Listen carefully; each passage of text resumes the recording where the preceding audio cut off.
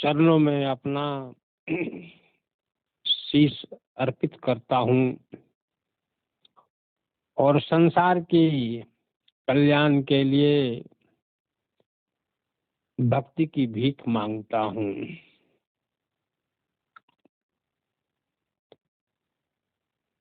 कोटि जन्म के पुण्य से सतगुरु मिले कबीर। ये सदगुरु प्रभु के भक्तों के द्वारा प्रायः सुनने को मिलता है।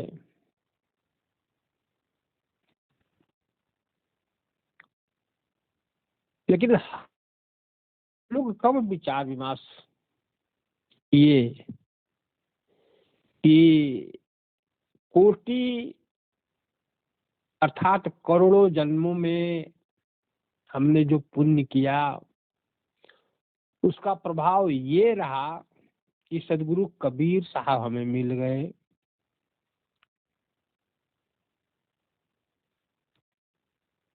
मतलब सदगुरु कबीर साहब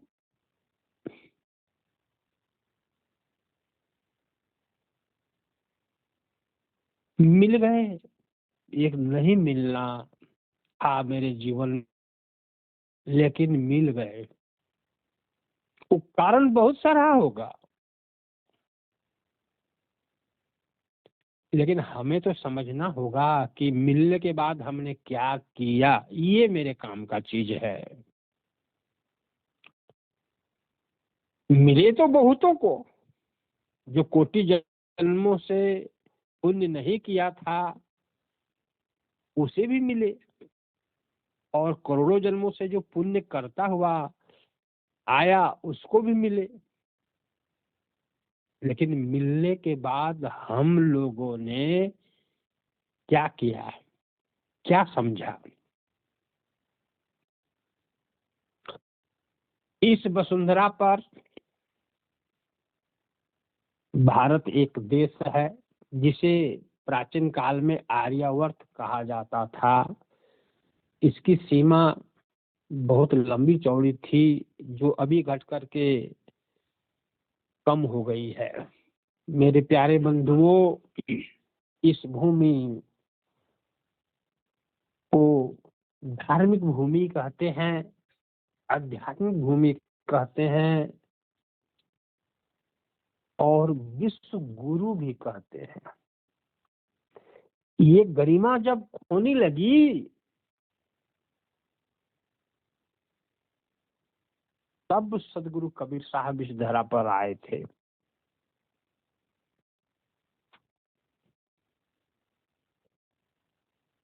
क्या खोने लगे? 5000 वर्ष पहले आप यदि अध्ययन करोगे इस दुनिया का, तो आप पाओगे गीता एक अनमोल ग्रंथ है।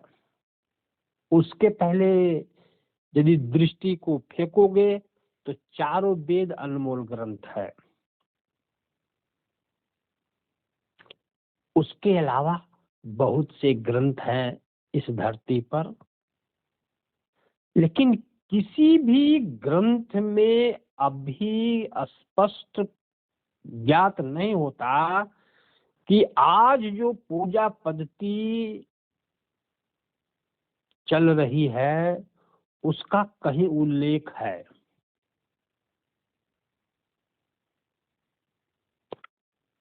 मतलब सदगुरु ने देखा कि ये सोने की चिड़िया, ये विश्व गुरु आर्यावर्त भटक चुका है, भूल चुका है, ये उलझनों में फंस चुका है, और इसकी भूल भुलैया अब कठिन हो गई है। बाहर निकलना कठिन हो गया है। तब सदगुरु धरा पर कलयुग में आया था। तो हमारी क्या भूल भुलैया है? हम कहाँ भटक गए हैं? तो हम लोग आज इस भटकाव को खोज कर निकालेंगे और आपस में बातें करेंगे कि सचमुच में हम भटक गए हैं। जी हाँ, 100% भटक गए हैं।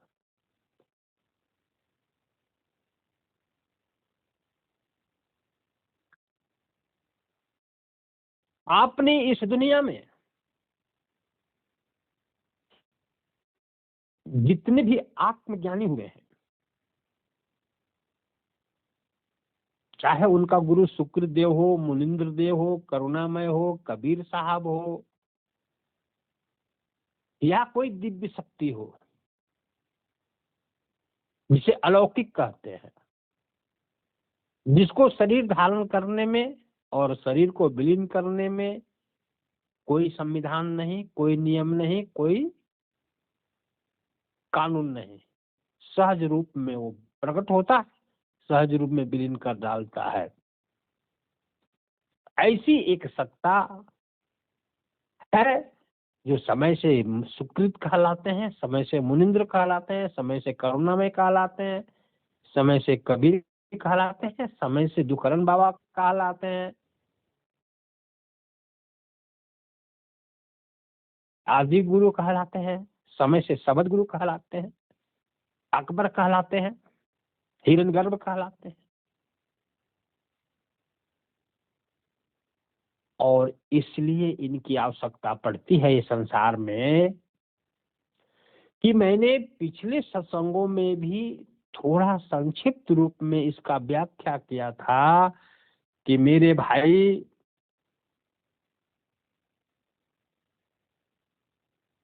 सदगुरु कहा जब कि पत्थर पूजें हरि मिले, पत्थर पूजें हरि मिले, तो मैं पूजू पहाड़। हमें पूजने में कोई कठिनाई नहीं है, लेकिन मुझे हरि मिलना चाहिए।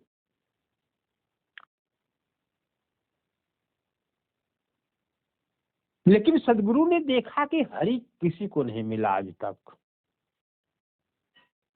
पूजे जा रही है जनता, पूजे जा रहे हैं लोग, पूजे जा रहे हैं सर्वस्व न्यौछावर करके, लेकिन हरि नहीं मिला। तो ये पत्थरों को पूजना निरर्थक हो गया, बेकार हो गया। ये सदगुरु का संदेश है और हम यह संदेशा को, जो हम मानवों को गले में ताबीज बना करके रखना था, माथे पर इसको लिख के रखना था, उसको हम स्मरण बना नहीं पाए। संदेशा कहने वाला कह दिया, जगाने वाला जगा दिया, लेकिन हम जग के भी सोए रह गए। बड़ी उत्साह से, बड़ी आनंद से हम लोग मंदिर में प्रवेश कर जाते हैं और पत्थर के सामने स्तुति, प्रार्थना, विनती, चढ़ावा करते हैं। मेरे भाई, ये कैसे विश्व गुरु हो सकता है? कैसे संसार का मार्गदृष्टा हो सकता है भारत? आपको लगता है? रहा था कभी विश्व गुरु, लेकिन अब नहीं है। इसकी पद विलीन हो गई है विश्व गुरु की, हो गई है किसी बाजार में जाकर के। फिर से हासिल करना होगा, प्राप्त करना होगा यह विश्व गुरु का पद। इसके लिए सदगुरु का जो संदेशा है, पत्थर पूजा हरि मिले, मैं पूजू पहाड़, इस इससे तो चक्की भली, इससे तो चक्की भली, पीस खाए संसार।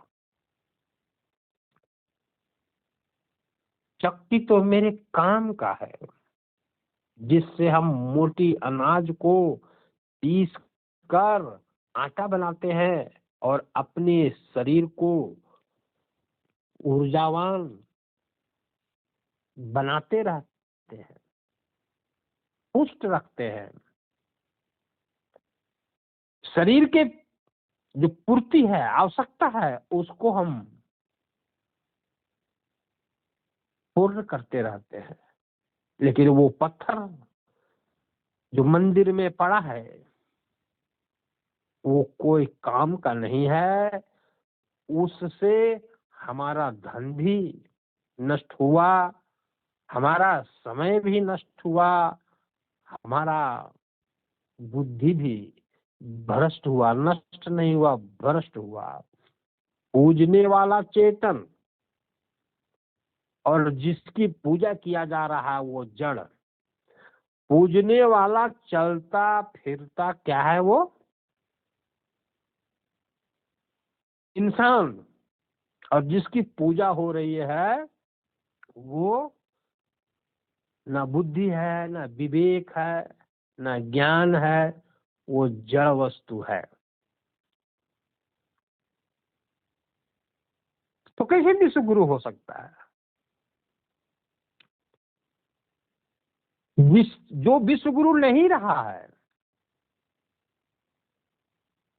उसने देखा भारत को, नजदीक से देखा कि ये लोग इतने नादान हैं कि जिस पत्थर को चक्की बना लेना चाहिए था और उसे आटा बनाया जा सकता था, उस पत्थर को ये लोग भगवान बना दिया है। हाँ, चक्की बनाता तो ये भगवान हमारा हो सकता था, क्योंकि ये हमारे शरीर की आवश्यकता को ये चक्की अब पूर्ण करने लगा है। तो यहाँ बुद्धि की बलिहारी आ रही है कि पत्थर का प्रयोग हम किस रूप में करें। लेकिन हमने तो ऐसा किया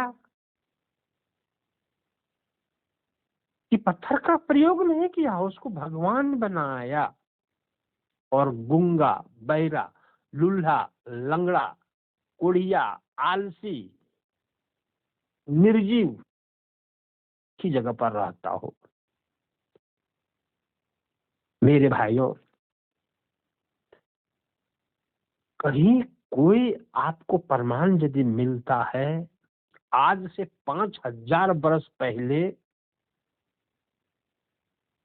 मंदिर का, मस्जिद का, गुरुद्वारा का, या ग्रंथों में या कोई साहित्य में जो 5000 वर्ष का पहले का लिखा हो,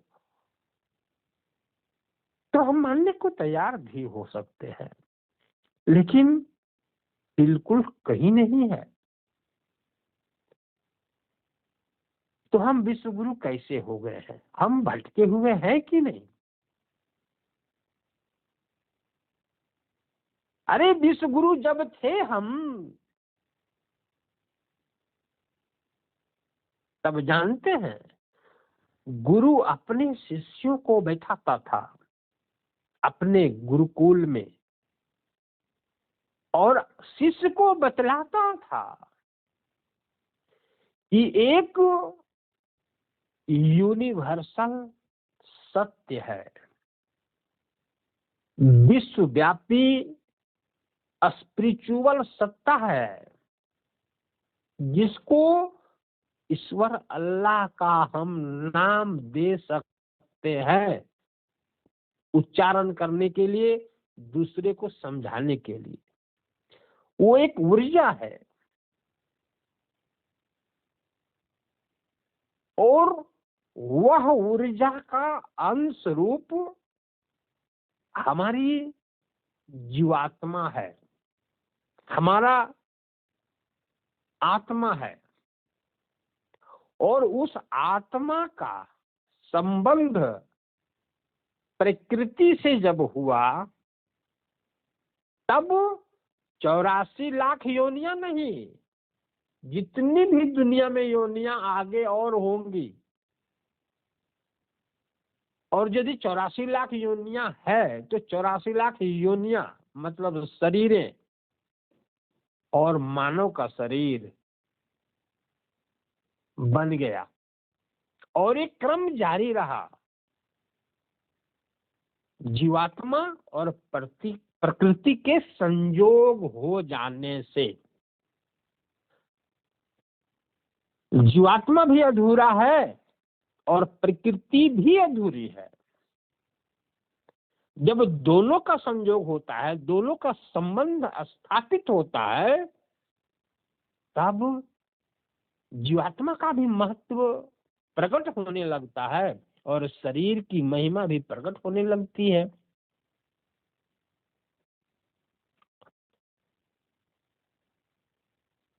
तो कर्ता और अकर्ता, शब्द है कर्ता और अकर्ता।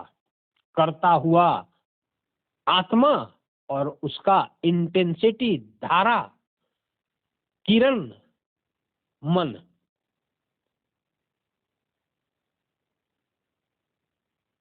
इसका इसका व्यापकता शरीर में है।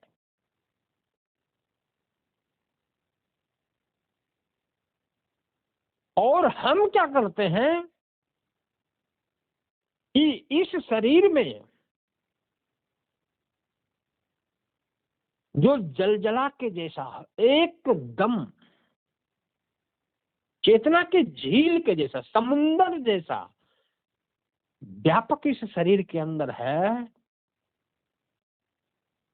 उसको समझने की चेष्टा, जानने की चेष्टा, लखने की चेष्टा, परखने की चेष्टा नहीं करते हैं।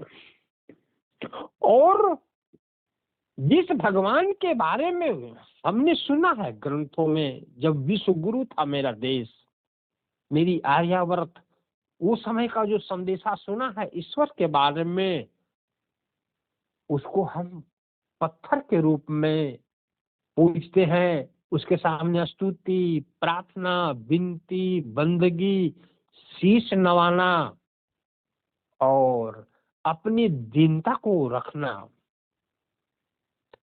पूजा समझ, भक्ति समझते हैं। और उस पत्थर पे शीश नवाने के लिए, वहां जाने के लिए, उसके पहले क्या करते हैं हम? उपवास करते हैं। उस पत्थर तक जाने के लिए हम यात्रा करते हैं, दुख भी सहते हैं, शरीर को पीड़ा देते हैं,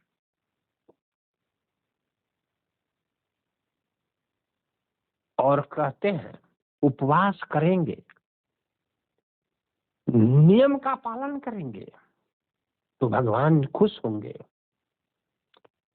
हम भटक गए हैं भाई। कहीं भी आपको ये चीज नहीं मिलेगा कि हमें अनाज को त्यागना पड़ेगा, दूध को त्यागना पड़ेगा, फल को त्यागना पड़ेगा। जिसे हम उपवास कहते हैं, तब वो परमात्मा हमें दर्शन देता है, कदापि नहीं। ये बूझ, ये समझ, ये संदेशा जो सर्व जगत में सुलभ है, ये पूरी झूठ है, अज्ञानता है, मकड़ जाल है। मेरे बंधु, जब भी परमात्मा किसी को अनुभव हुआ है या दर्शन हुआ है या चेतना का झील उमड़ता हुआ उसको महसूस हुआ है, दिखाई दिया है, तो ये तुम्हारा जो शरीर है इसी के ऊर्ध्व में हुआ है। और जिसको ऊर्ध्व में हुआ, ऊर्ध्व मतलब ऊपर, शरीर के ऊपर, शरीर में रह करके भी शरीर से ऊपर, जैसे पानी के ऊपर कोई तैरता हुआ लकड़ी हो या दीपक, एक कोई पात्र में रख करके और दीपक जला दीजिए और उस पात्र को पानी पर रख दीजिए, तो पानी के ऊपर प्रकाश चारों तरफ होता रहता है, पानी नीचे है, ऊपर में प्रकाश होता रहता है दीपक का। वैसा शरीर के ऊपर जब एक प्रकाशित जगत, यूनिवर्सल ट्रूथ का बोध जब होता है, तो इसको क्या कहते हैं? ऐसे लोगों को भक्त कहा गया था। ऐसे लोगों को ईश्वर की प्राप्ति हो गई है, ये कहा गया था। ये किसने कहा? जिसको प्राप्त हुआ वो खुद बोला कि मेरे सारे भ्रम, सारी अज्ञानता, सारा अविवेक यहाँ पर टूट गया। हम सुकून, चैन, आनंद सहजा रूप में प्राप्त कर रहे हैं। और ऐसे प्राप्त करने वाले लोगों को गुरु, ईश्वर, परमात्मा, भगवान, ऋषि, मुनि कह करके समाज संबोधन करती थी। और ऐसे करने के लिए उस परमात्मा को, उस विश्व सत्ता को अपने ऊर्ध्व में जानने के लिए शरीर को समय के अनुकूल प्रमाण से भोजन देना पड़ता है, शरीर को सुख देना पड़ता है, क्योंकि शरीर में प्राण है, शरीर में इंद्रियां हैं। ये लोग का जीवन भोजन से है, इसका विकास भोजन से है। तो शरीर की रक्षा करना, शरीर की देखभाल करना, ये पहला धर्म है हम लोगों का। जितने लोग शरीर को पीड़ा दिए हैं, कष्ट दिए हैं, वो लोग की भक्ति तो छोड़ दो, वो सबसे बड़ा पापी है इस दुनिया का, जो शरीर को पीड़ा देता है। नंगे पांव चलता है पत्थरों के ऊपर, कंकड़ों के ऊपर, कुछ तो महामूर्ख अग्नि पर भी पांव रखते हैं और थोड़ा भी उनके पांव में हो जाया करता है, शरीर को सुखा डालते हैं। अरे मेरे भाई, सदगुरु कबीर साहब का जो संदेशा है, उस संदेशा में इस तरह का कोई भी स्थान नहीं है। सदगुरु कहा उद्यम कुछ करो और खुद खाओ और हमें भी खिलाओ। विकास करो और उस विकास से दूसरे को भी विकास करने का रास्ता बताओ। भक्ति का मतलब ये है, हम सिर्फ शरीर नहीं है, हम सिर्फ आत्मा नहीं है, हम दोनों के संयोग हैं, हम दोनों के मिलन बिंदु हैं। शरीर को चाहिए संसार के सभी सुख, सभी प्रकार के रस जो भौतिक है, क्योंकि शरीर का उत्पत्ति ही अनाज से हुआ है, तो शरीर को अनाज चाहिए, परमाणु के साथ चाहिए। और आत्मा की उत्पत्ति परमात्मा से हुई है, आत्मा को परमात्मा चाहिए। यदि दोनों को साध लिए हम और दोनों को एक साथ आगे बढ़ते हुए हम परिश्रम कर रहे हैं, तो ये हमारा जीवन सफल है, उत्तीर्ण है, हम पास हो गए इस संसार में। नहीं तो आप यदि एक को लेके चल रहे हैं, आप सदगुरु कबीर साहब के ज्ञान से अभी वंचित हैं, तब दोनों को बराबर महत्व देना, दोनों को बराबर लेके चलना है। एक एक अनुसंधान है जो वैज्ञानिक प्रणाली के द्वारा होता है, एक रिसर्च है। सदगुरु का ज्ञान रिसर्च है, अनुसंधान है। शरीर से आत्मा को अलग करके देखने का। आत्मा कोई देवी नहीं, कोई देवता ऋषि नहीं, कोई मुनि नहीं, एक यूनिवर्सल सर्वव्यापी ऊर्जा है मेरा भाई। ऊर्जा, ऊर्जा कौन सी ऊर्जा? चेतन ऊर्जा, जड़ ऊर्जा नहीं। उसका कभी भी नष्ट कोई नहीं कर पाया है, न कर सकता है, ऐसी ऊर्जा है वो। उसको जितना जगाओ, उसको जितना खिलने का आप अवसर दो, उतना वो बड़ा होता है और व्यापक होता जाता है। ऐसी ऊर्जा है वो। तो उसको शरीर में रहते ही उसको हम प्राप्त कर सकते हैं, उपलब्ध कर सकते हैं। तो शरीर को महत्व तो देना ही पड़ेगा।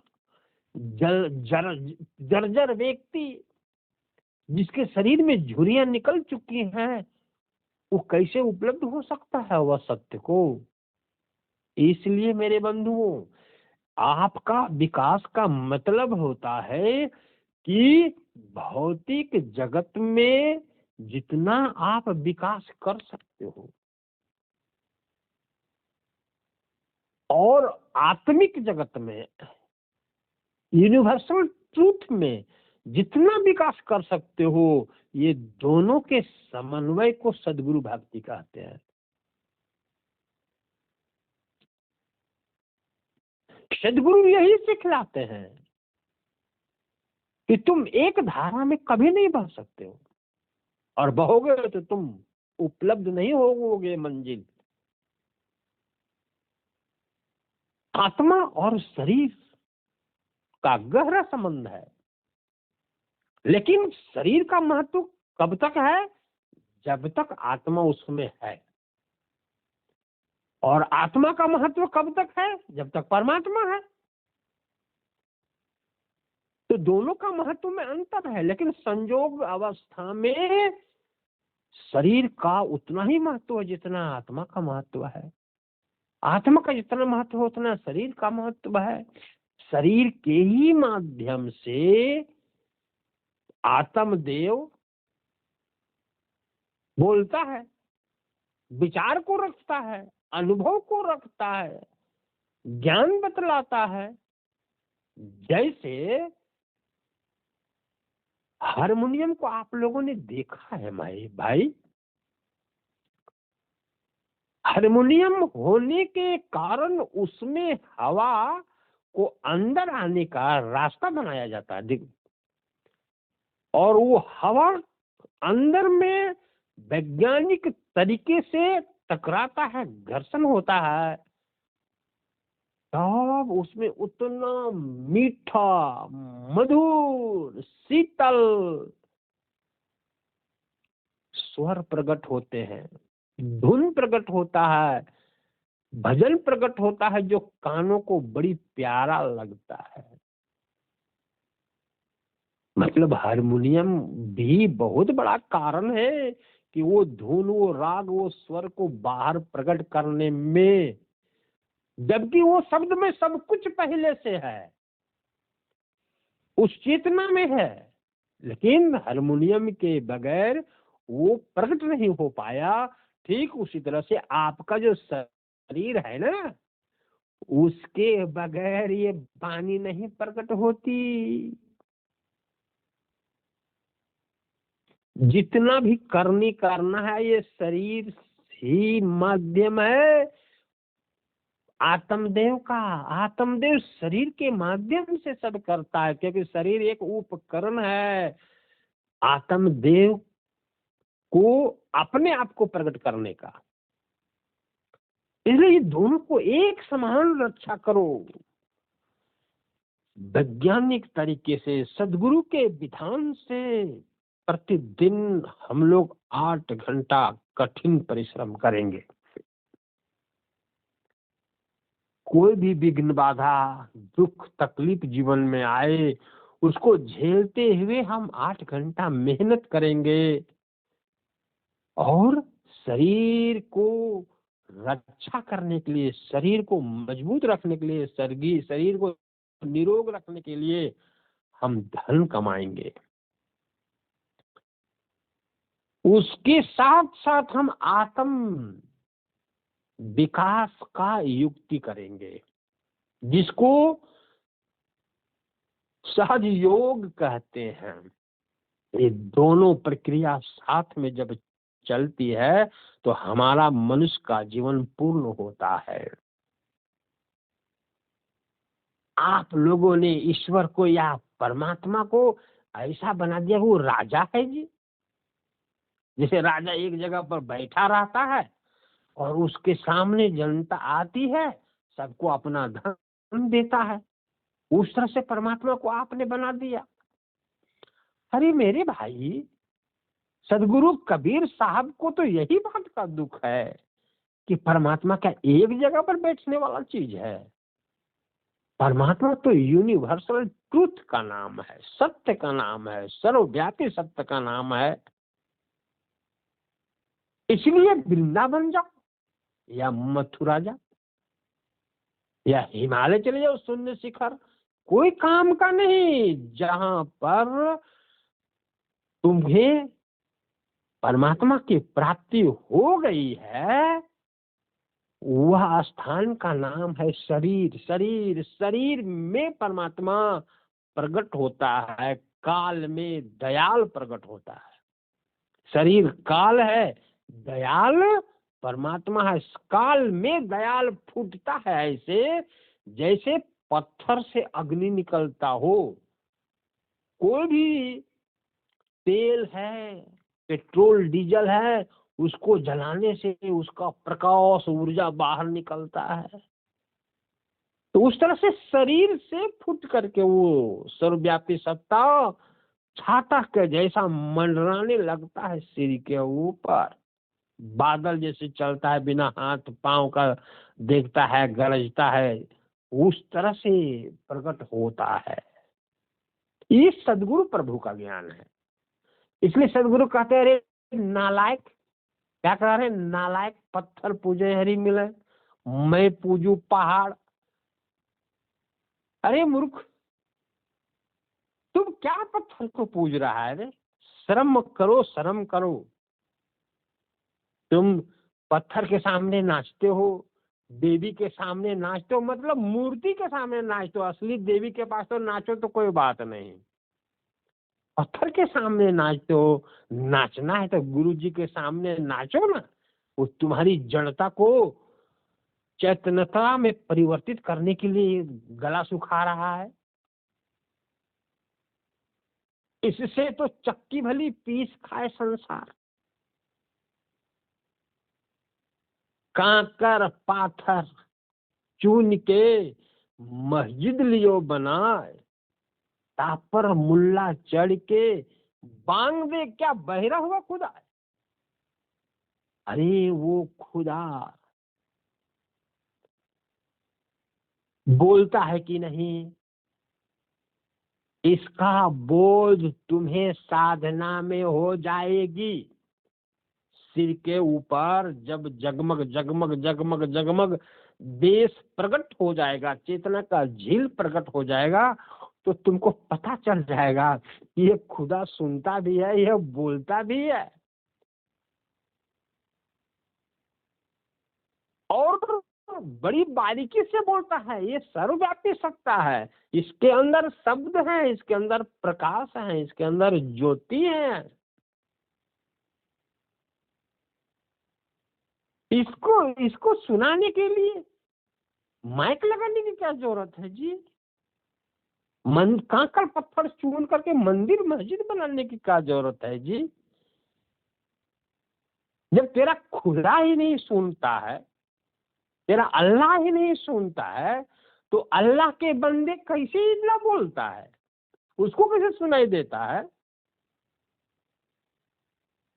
क्या बहिरा हुआ है खुदा? कहने का मतलब है सदगुरु कबीर साहब का कि देखो, तेरी पूजा पद्धति तुम्हारे मन की उपज है, तुम्हारी जड़ता की उपज है, पद्धति ही गलत है। परमात्मा तुम्हारे भीतर है, मंदिर में नहीं है, मस्जिद में नहीं है, गुरुद्वारा में नहीं है, गिरजाघर में नहीं है। परमात्मा तुमसे प्रकट होगा, और जैसे पत्थर से अग्नि प्रकट होता है वैसे प्रकट होगा। प्रकट होगा तो सबको दिखेगा, उसका तेज प्रकाश सब कुछ सबको दिखेगा और सबको अच्छा लगेगा।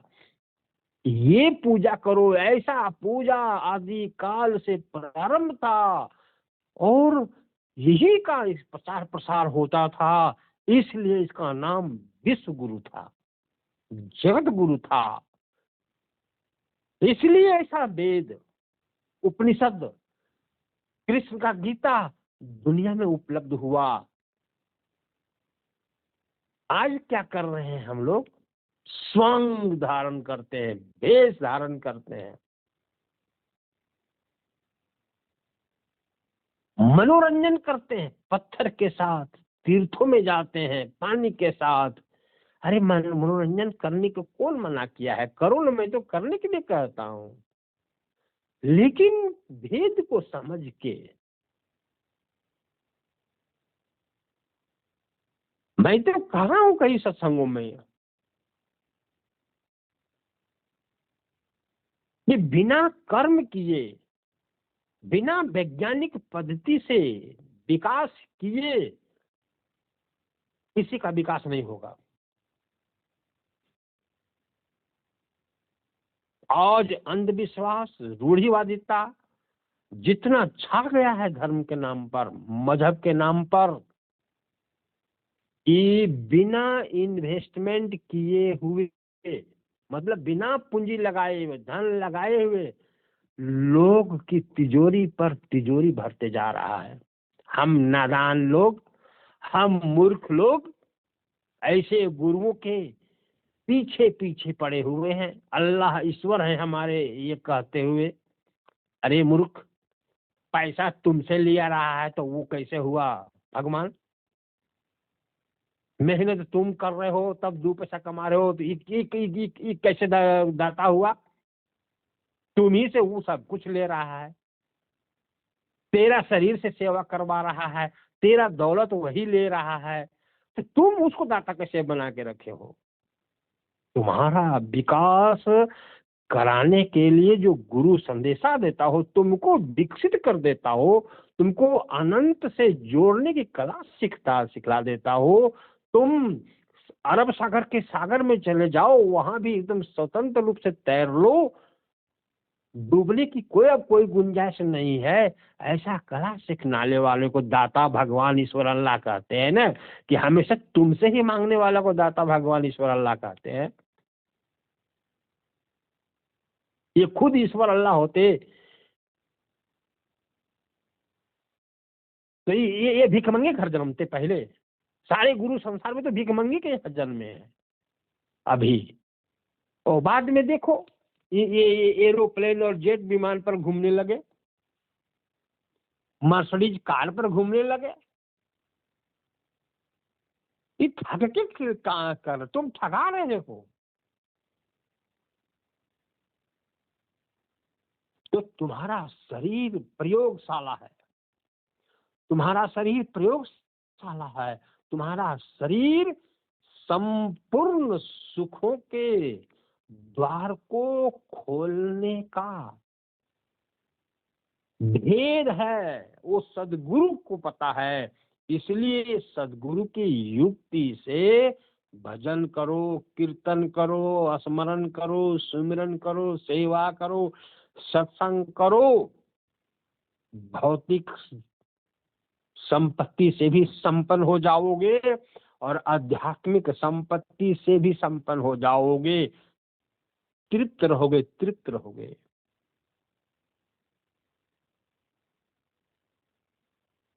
गुरु जी आ रहे हैं, भगवान जी आ रहे हैं, वो आचार्य जी आ रहे हैं, लाइन लगा के खड़े हुए भूखे नंगे, और गुरु जी नाश्ता तक खा करके आ रहे हैं।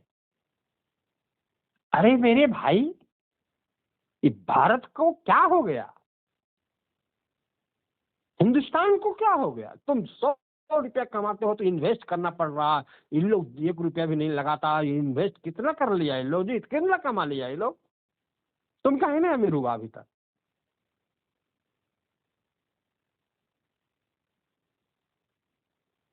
तुम बीमार पड़ो तो हाथ जोड़ के, पॉकेट में पैसा लेकर के और फूल लेकर के, ये भगवान जो बने हैं इनके सामने जाते हो, और ये बीमार होते हैं तो कहाँ जाते हैं? सबसे बड़ा हॉस्पिटल में, सबसे बड़ा हॉस्पिटल में गधे हम लोग हैं, गधे हम लोग हैं। और तुम बीमार पड़ा तो इनके पास जाओ, ये मंत्र देंगे, आशीर्वाद भी देंगे।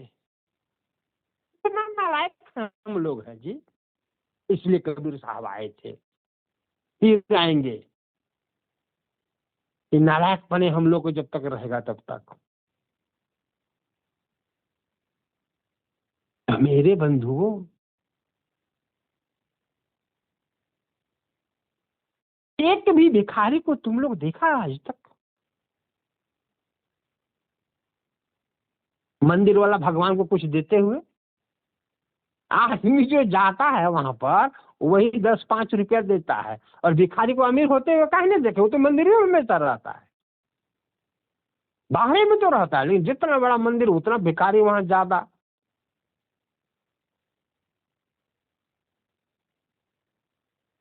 मेरे बंधुओं, सेवा धर्म बहुत बड़ा है, लेकिन बूझ के सेवा करना है, समझ के सेवा करना है। तुम हमारी सेवा करोगे, हम 7 बजे नाश्ता करेंगे, 10 बजे तक बढ़िया बढ़िया फल फूल खाएंगे और बहुत कुछ खा लेंगे, तुम हमको खिला करके 12 बजे खाओगे, तब मरोगे पहले ही।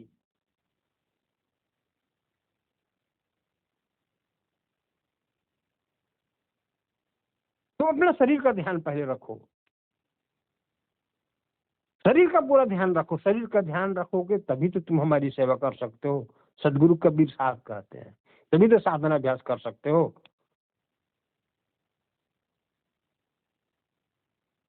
यदि तुम ही नहीं रहा तो फिर गुरु की सेवा कौन करेगा? तुम ही 12 बजे खाओगे तो गुरु को कौन 8 बजे खिलाएगा?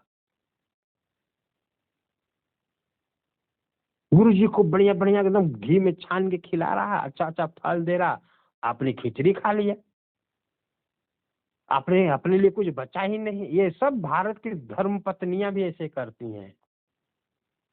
इसलिए इसलिए घर में सुख नहीं होता, दुख होता है। शरीर की रक्षा करना हमारा अधिकार है, अधिकार नहीं ईश्वर का आदेश है। शरीर है तो सब कुछ है, और शरीर नहीं तो सब प्रयोगशाला बेकार हो जाता है। इसलिए मेरे भाइयों, आप सोने की चिड़िया बनाना है, विश्व गुरु बनाना है, तो सदगुरु कबीर साहब का ज्ञान को उतारो धरती पर। सबका एक फर्ज है, कर्तव्य है, उतारो धरती पर। पत्थर पूजना बंद करो, बनावटी भेष भाषा बंद करो, वैज्ञानिक बनो, वैज्ञानिक, वैज्ञानिक बनो, पिछलग्गू मत बनो। हमारा गुरु जी ऐसा है, हमारा भगवान ऐसा है, हमारा संत जी ऐसा है, अरे वो इतना बढ़िया कथा कहते हैं, वो इतना बढ़िया कथा कहता है। अरे गधे, वो तो ठग रहा है, तुम्हें शोषण कर रहा है। जितना आडंबर वो बढ़ाएगा, जितना अंधविश्वास वो बढ़ाएगा ईश्वर अल्लाह के नाम पर, उतना उसका रोजी रोटी पनपेगा, विकसित होगा।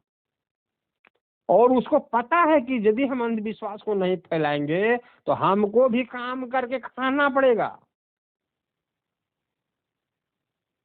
हमको भी काम करके खाना पड़ेगा, इसलिए वो अंधविश्वास फैलाता है।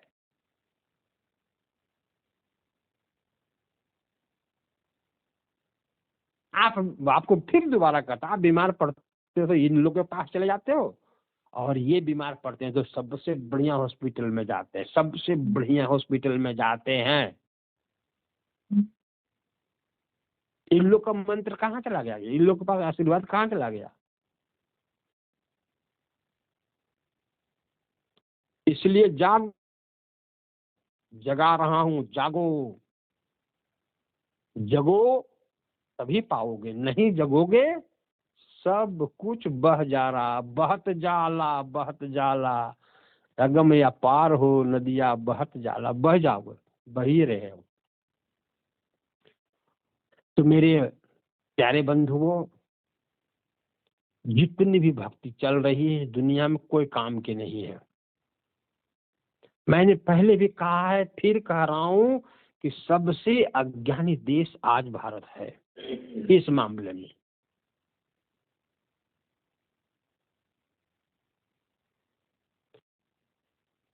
अरे तुम्हारा भगवान कहाँ है जी, तुम पूजा तुम कर रहे हो, है ना? और समुन्द्र में पुल बना रहा है चाइना, एक पहाड़ से दूसरा पहाड़ कोई जोड़ दे रहा है चाइना। कहाँ है तुम्हारा भगवान जी? जानते हो, चीन पूरी दुनिया में 50 साल आगे है, दुनिया में 50 साल आगे है। पूरी दुनिया को वहां पहुंचने के लिए, उतना विकास करने के लिए 50 साल लगेगा, उतना आज ही विकसित चीन है जी। पूजा करते रहो तुम, पत्थर पूजते रहो तुम, ये मूर्खों के पीछे, ये भगवानों के पीछे घूमते रहो तुम, हाथ फैलाते रहो तुम, और वो आसमान में झंडा फहरा रहा है। अरे वो सदगुरु कबीर साहब के विज्ञान से वो जुड़ा है, वो कर्म करने के लिए जानता है, वो विकास करने के लिए जानता है अपना। आप देखो ना, एक से एक चीज उसके यहाँ मिलेगा देखने के लिए, कल्पना नहीं कर सकते हो जो वो अंतरिक्ष में कर रहा है, जो पहाड़ों में कर रहा है, जो नदियों को सजा रहा है, समुन्द्र में जो काम कर रहा है, वो कल्पना नहीं कर सकते हो भारत के लोग अभी। तो करता जा रहा है, करता जा रहा है। मतलब मैं क्या कहना चाह रहा हूँ, असली विकास वो है, तब उसके यहाँ सुख शांति पनप रहा है। दोनों रथ के पहिए एक साथ लेके चल रहा है वो। इसलिए मेरे बंधुओं, इतना पिछलग्गू मत बनो, सब लोग जागो, जागने का समय है। वेद कहता है कि परमात्मा आनंद स्वरूप है, परमात्मा प्रकाश स्वरूप है, परमात्मा तेज स्वरूप है। तो मंदिरों में तो कुछ नहीं दिखता है जी, पत्थर ही पत्थर दिखता। परमात्मा ज्ञान स्वरूप है।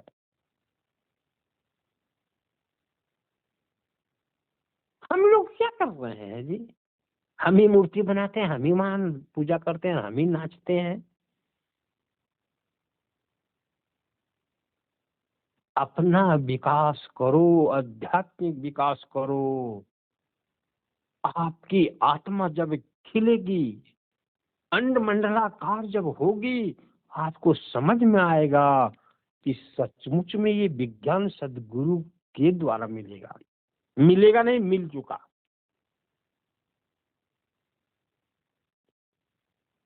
मेरे सदगुरु कबीर साहब साधु नहीं है, योगी नहीं है, ऋषि मुनि नहीं है, वो साक्षी पुरुष हैं, दृष्टा पुरुष हैं। मनुष्य जितना विकसित हो सकता है उतना विकास करने की संदेशा उन्होंने दिया है। अनु से विभू होने तक की यात्रा सदगुरु कबीर साहब से हमें प्राप्त होती है संदेशों में।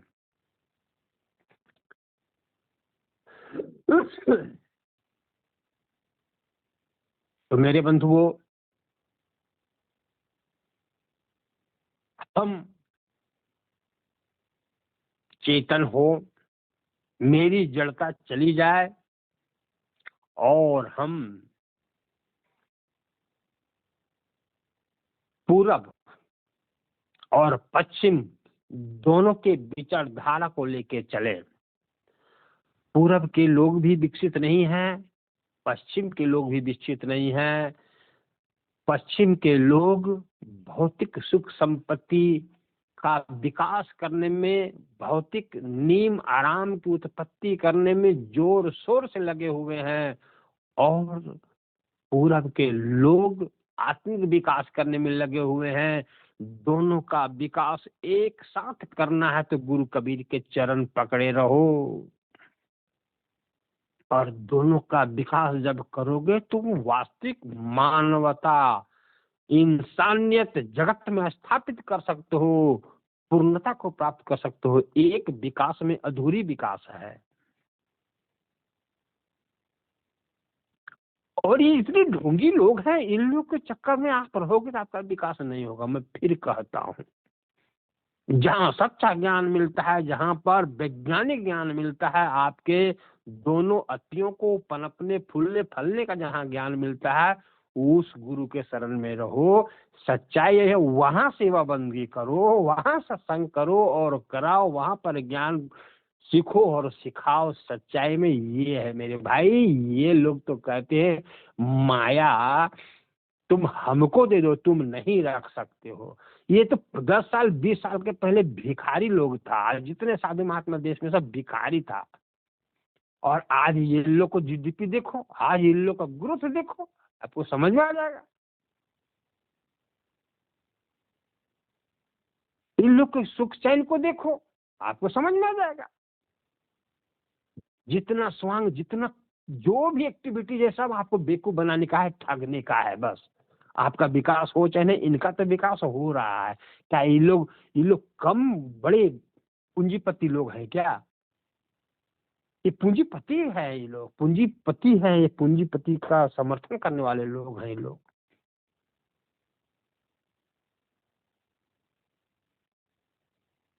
देश में 140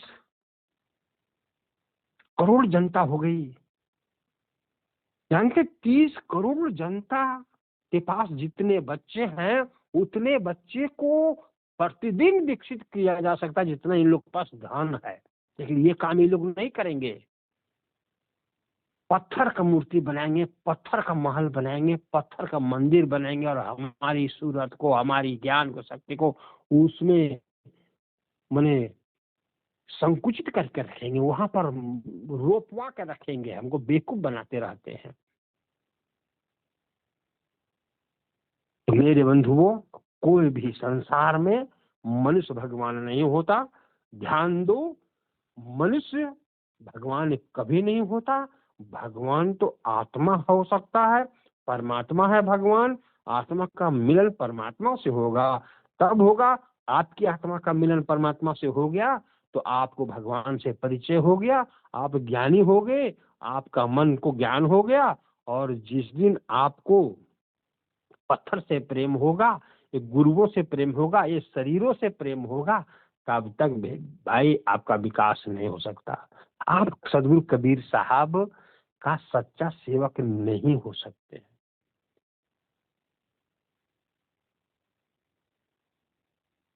आप समर्थ होना चाहते हो, आप सर्वशक्तिमान होना चाहते हो, आप संसार में ध्रुव तारक के जैसा आसमान में दिखना चाहते हो, तो गुरु के विज्ञान से आप विकसित हो सकते हो। सदगुरु कबीर साहब को आप ऐसा कभी मत समझो कि वो एकांगी पुरुष है।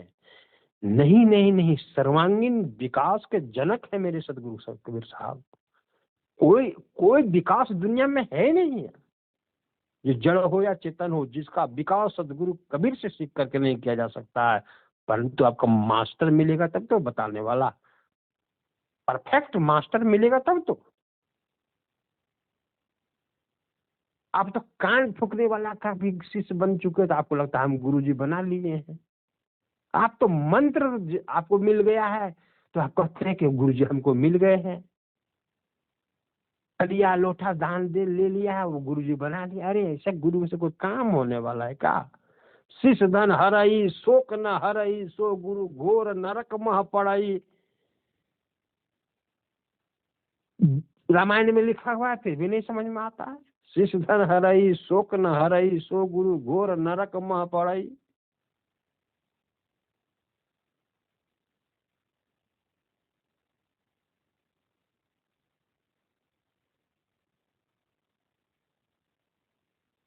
इस दुनिया में आपने आपने देखा क्या सच्चाई कि कितने दगेबाज लोग हैं, अंधविश्वासी लोग, ठग लोग हैं। ये लोग ठग बहुत घात बतावे, गले लगावे फांसी, और मूल महल की खबर न जाने कौन भजे विनाशी।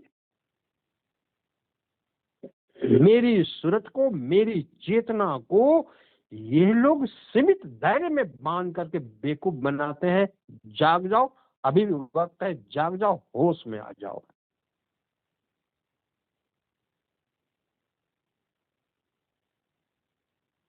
मैं अपनी वाणी को यहाँ विश्राम देता हूँ और अंत में ये कहता हूँ कि चिन्हो रे सदगुरु को चिन्हो, समझो रे सदगुरु को समझो, सदगुरु के संदेशों को समझो। समझ गया तो विजय हो जाओगे, फतेह हो जाएगा तुम्हारी। नहीं समझा तो जीत करके भी हार जाओगे, अमीर बनकर के भी गरीब रह जाओगे, और सुखिया होकर के भी दुखिया ही रहोगे भौतिक जगत में। यही सच्चाई है। इसलिए मैं एक बात फिर कहता हूँ कि संतन के संग लाग, मतलब कि आज तो सारे लोग संत ही है नहीं, परखाने वाला के संग लाग रे, तेरी अच्छी बनेगी, तेरी अच्छी बनेगी, पक्का बनेगी। परखाने वाला के संग लाग रे।